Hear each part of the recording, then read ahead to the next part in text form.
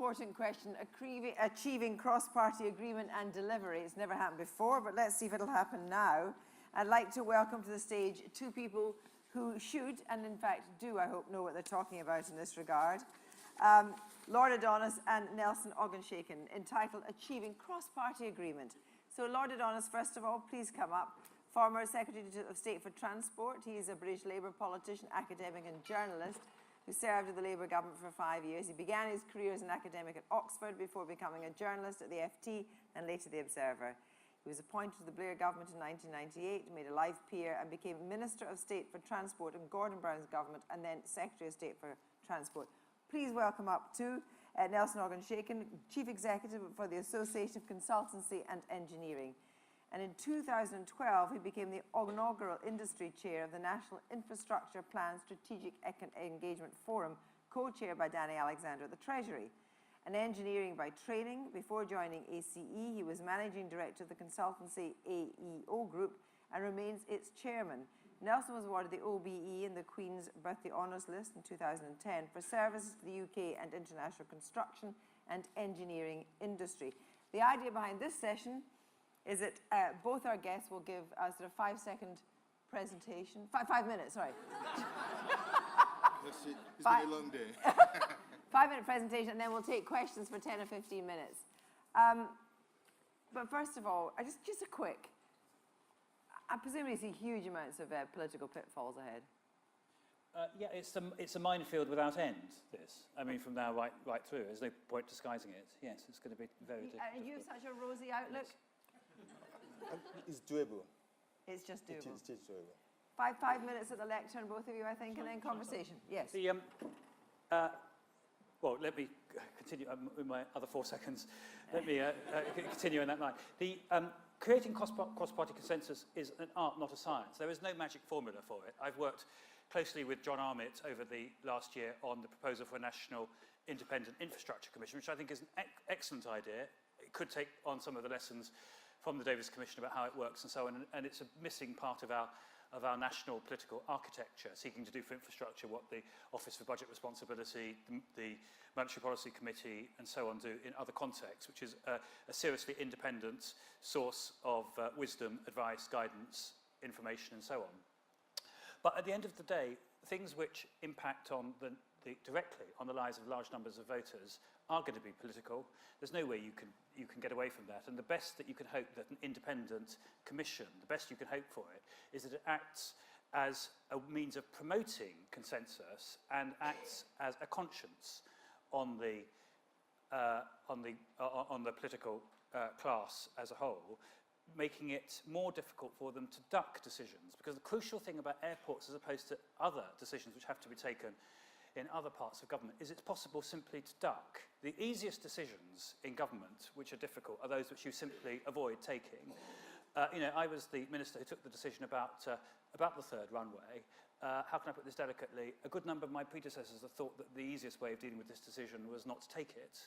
The government had committed itself in 2003 to a third runway at Heathrow, but it had taken it 6 years to produce a proposal. The world does not stop if there is not a planning proposal from the government for an additional runway in the southeast of England.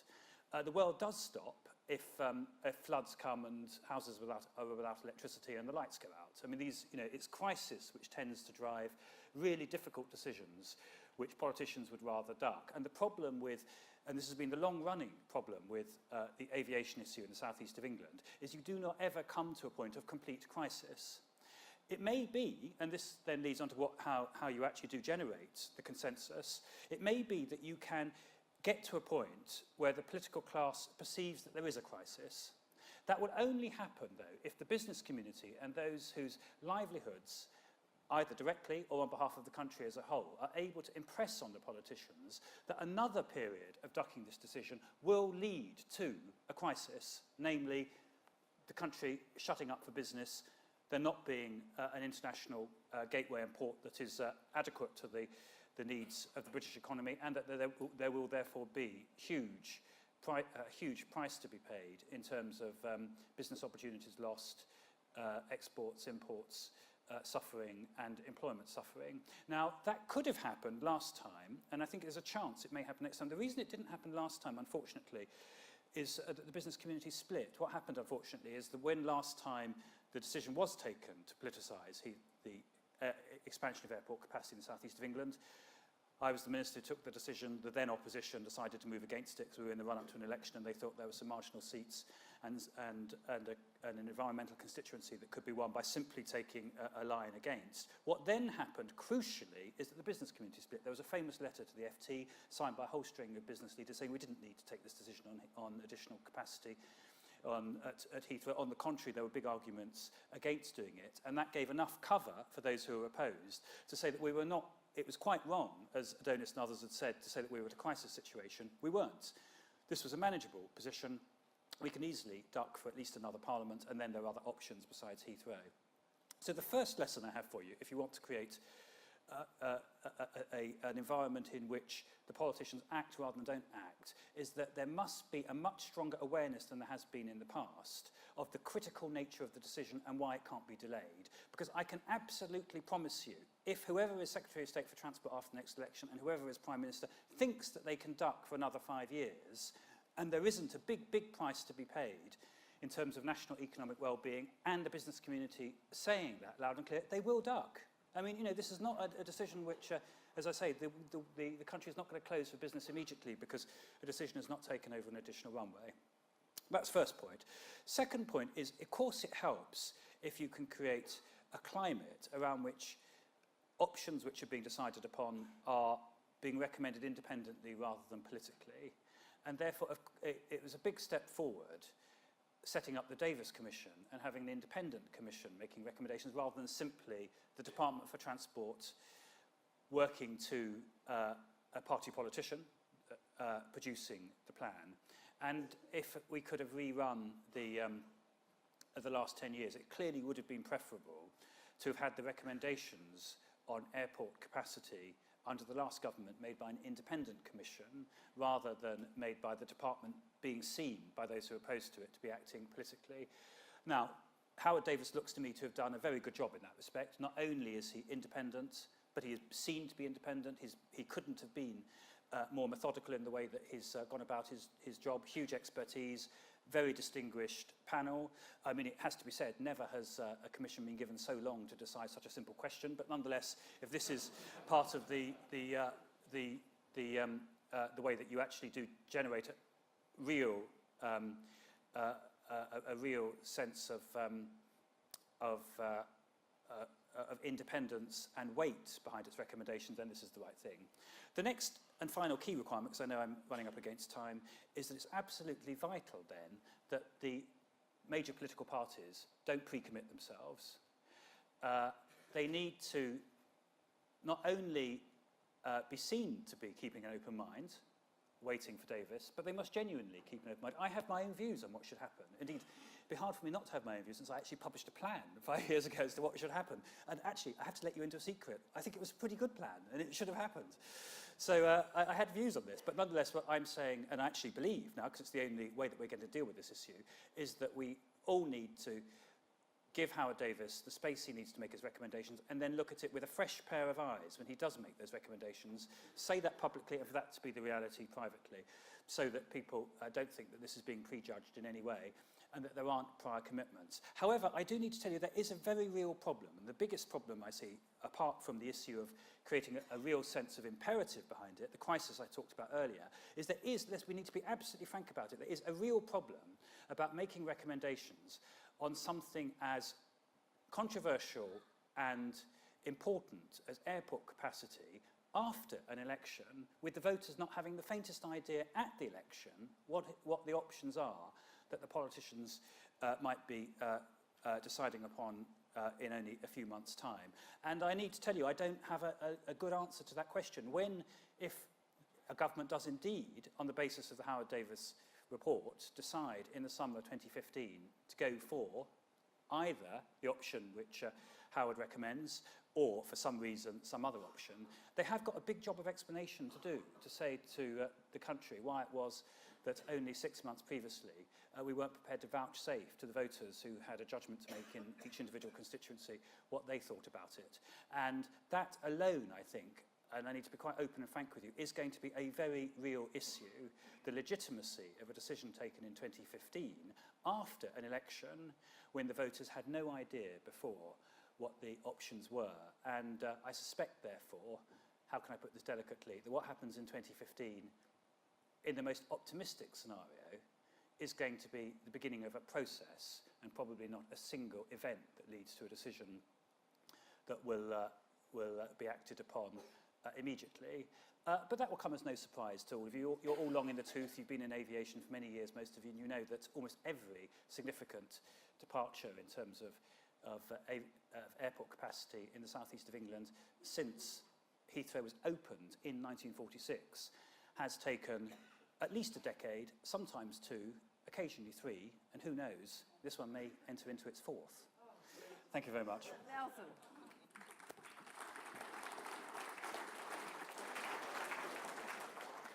Well, first of all, can I say good evening or good afternoon to most of you?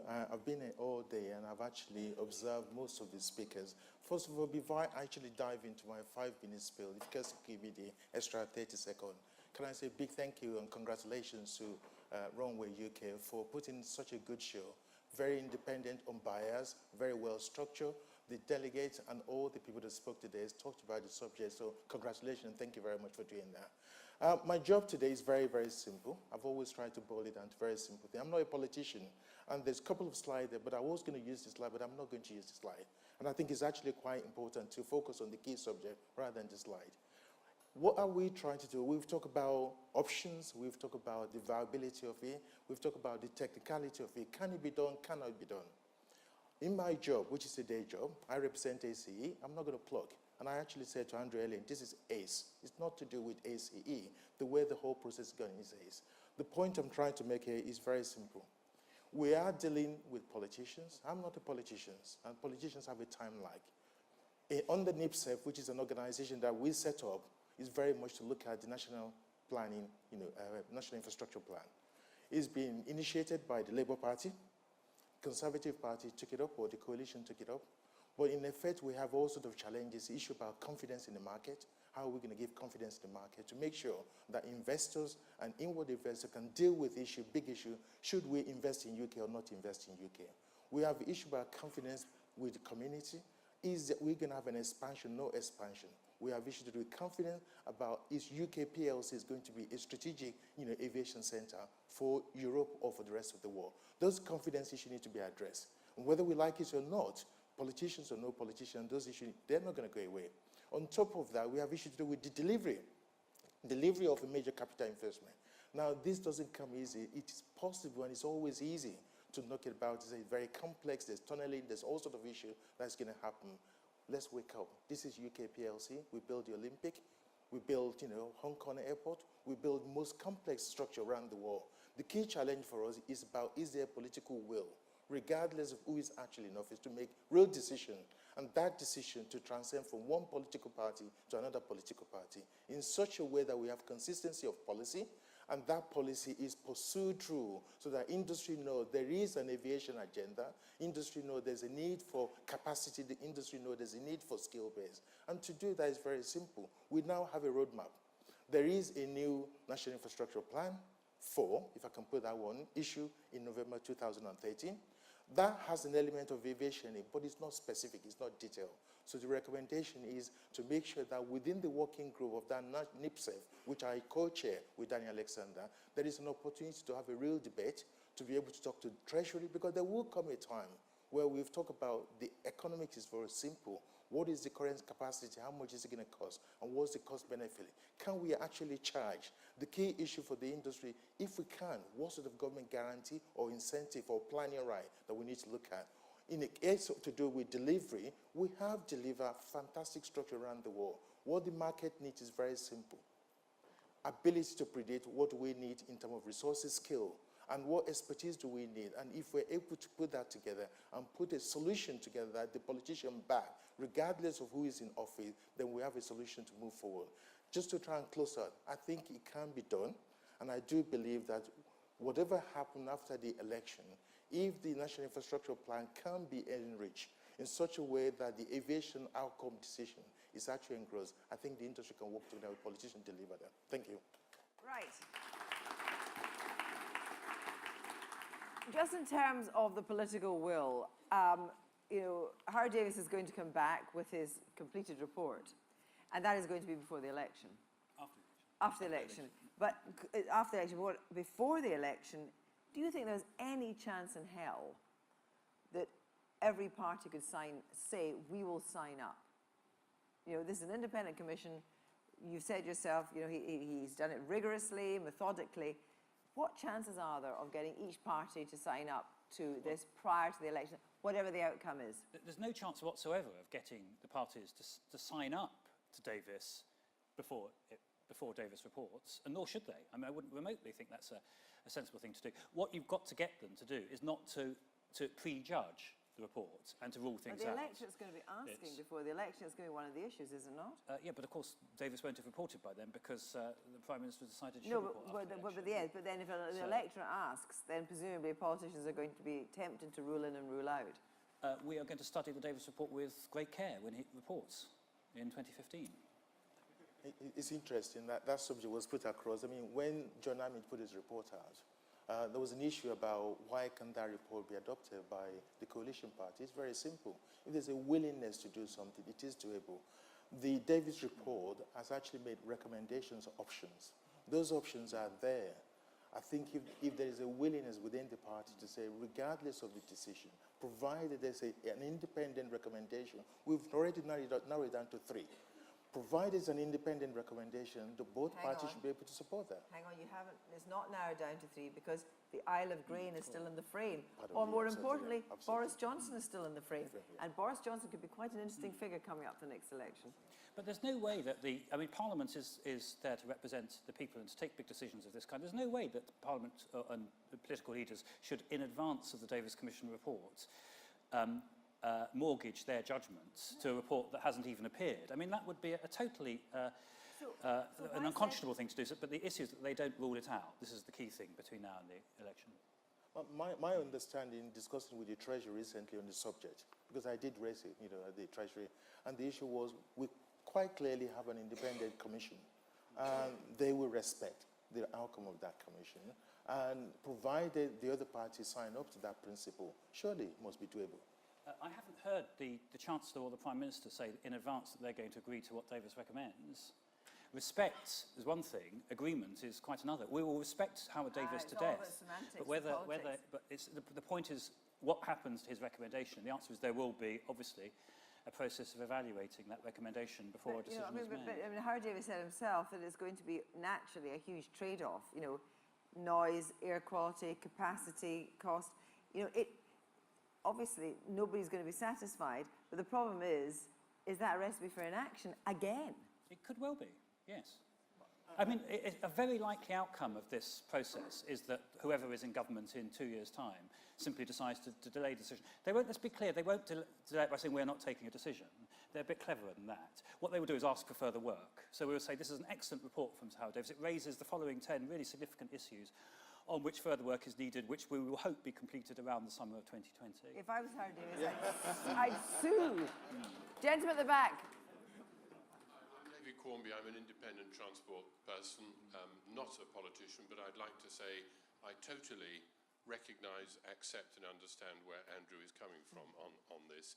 It seems to me that the decision to place the reporting of the Commission after the election solves one problem and creates some others. And Andrew's absolutely right to point out, but I think it's a good thing, that the lack of the report of the Commission being available before the election means that it doesn't become part of the manifesto and the debate process prior to the election.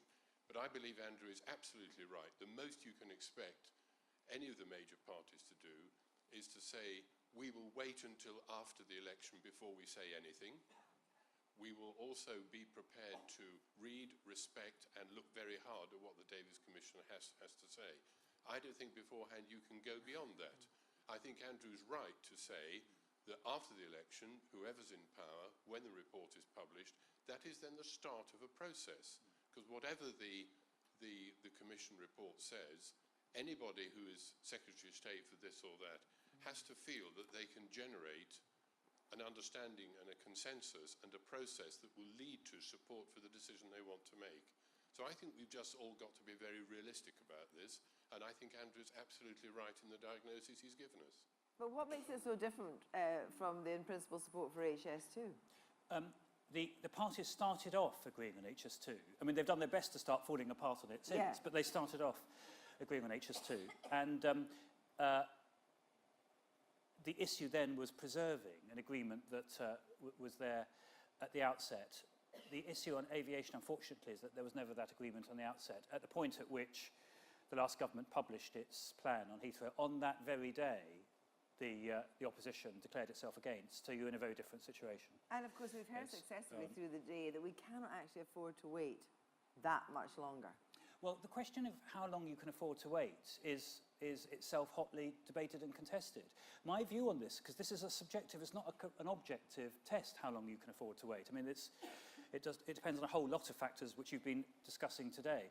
What I would say is, because it is largely a subjective test, whether or not the point of crisis has now been reached, because it's largely a subjective test, it's the crucial issue here in how this is seen by the politicians is what the business community says. And as I say, the point I feed back to you is it's very important to understand that the business community split before the last election. It did not say loud and clear that a decision on additional aviation capacity in the southeast of England needed to be taken now. On the contrary, for political reasons, I think, because I know the people on the list who signed this up, quite a number of business leaders said that we could afford to delay this decision. We certainly didn't need to do Heathrow. And then, as a result, the CBI, which of course is the collective voice of business, went suddenly mute on this issue because its members split.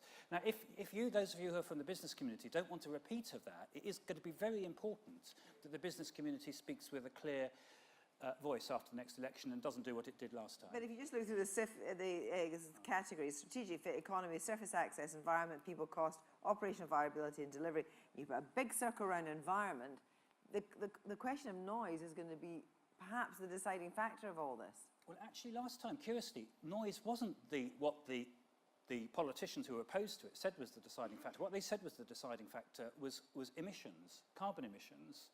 They said that having additional runway capacity would lead to unsustainable growth in emissions given our carbon reduction targets. But and noise is specific for Heathrow. Yeah, but that's one factor, but it was emissions that were the big one. General emissions. But what, of course, Howard Davis needs to do if his proposal is going to have any chance of getting off the runway at all, is he has got to have a convincing answer on emissions, on noise, and on other environmental concerns. Now, just come back into the point that was raised earlier about can we have political consensus? I think it's very simple. I'm not a politician, and I do not profess to be a politician.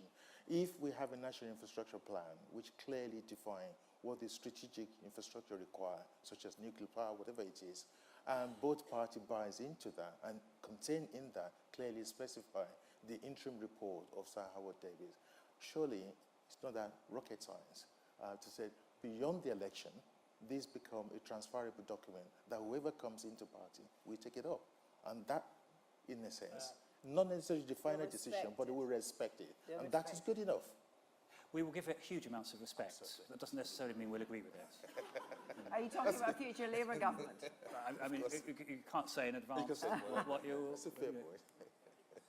Graham Mason from Newcastle Airport, and it was just Lord Adonis's observations, having been involved in coalition negotiations before, and if we're heading into the next general election, and it's looking like a very close-run thing, and the parties are potentially preparing for coalition negotiations, then surely senior politicians will need to know what the recommendation is before the election and not after the election. Well, they're not going to. Well, I assume that there are so many ifs in all that, aren't there? It's hard to know where to start. Yeah, gentleman over here, yep. Kieran Hanks from London Gatwick. You talked about national politics, respect and all that kind of thing. How are you going to keep it out of local politics? And I'm thinking about people like Zach Goldsmith, who's taken a view, Justin Greening, who's taken a view, Philip Hammond's taken a view. So this is going to become a political issue, certainly at the local level, certainly around Heathrow. And is there any thoughts as to how to keep it out of local politics? It's a forlorn enterprise. You're not going to keep it out of local their politics or not. So, Well, I mean, I think from what was being said so far is that the economic gain and the community requirement for increasing capacity is quite clearly defined. I think in the case of Heathrow, there seems to be a lot of support for it. And whether that's the same case with Gatwick is questionable. I don't know about that. But I think the point that needs to be made is if we have a strategic statement that says the outcome of the Howard Davis report, and contrary to view that was said earlier on about the final report will not be out after the election. I was speaking to Sir Howard, he was saying there will be a further interim, actual report that will be coming through between now and then. So we should have a flavor of some of the idea that's going to come through and some of the community issues that have to be addressed that will be fleshed out. And yes, you have to engage the local community and put the business case to justify that. could I just make one point? Brenda Dean, when I came in, passed me the results of the poll, which I don't know if it was Runways UK that's commissioned, but a poll which had been shown. Not taken. Runways UK. It wasn't. No. It was. Was it Populous? For who was it? Who done it? I think it was Heathrow. Yeah. Now that's very interesting because my view, wearing my political hat, is that it's quite wrong to say that that Gatwick Airport is very unpopular around Gatwick, and that Heathrow is very unpopular around Heathrow. The single largest employer around both of these airports by miles are, of course, the airports. And I was very interested in that poll, which showed that on the issue, do you favour expansion or not? In most of the constituencies around Heathrow, more of the public support expansion than oppose it, with one exception, which happens to be Zach Goldsmith's own seat. Okay. But the point about it, of course, is that the people who opposed are many multiples times more vocal than those who support, and this is the issue if you're an MP. Darren Kaplan, Airport Operators Association. A short question with three parts. Why, as a voter, am I not entitled to know what the political parties think about this issue before the election? Why, as a taxpayer, am I spending £20 million on a process that might not get a decision after the election? And what chance do you think that decision will actually be taken in favour of the recommendation we have already that should be one runway now and in 20, 30 years' time, a second runway? I thought I'd answered those three. Why is a recommendation not coming before the election? Because there's not a cat's chance in hell of the political leaders being able to agree before an election on a viable strategy for increasing aviation capacity. So I think, why is 20 million being spent on it? Because apparently that is the price tag we've got to pay for Sir Howard Davis. What was the third? Not personally, before we're very liable here. What was the third question? So I've forgotten the third. What chance do you think there'll be of this actually getting back and going forward? There's some chance. Okay, can I just ask a quick question? Is it out of the question that the terms of reference to the Commissioner change so that there is a result before the election?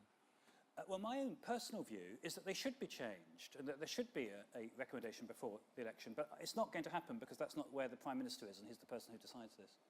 I think if there's flexibility in that, then that would be helpful. But I suspect the interim report that will come out between now and 2015 should help to give an indication of the roadmap. And hopefully, manifesto, there's something to come out of that. Gentlemen, thank you both very much indeed. And I'd just like to call on Baroness Dean to close the proceedings before you all can repair to the bar. Thank you very much.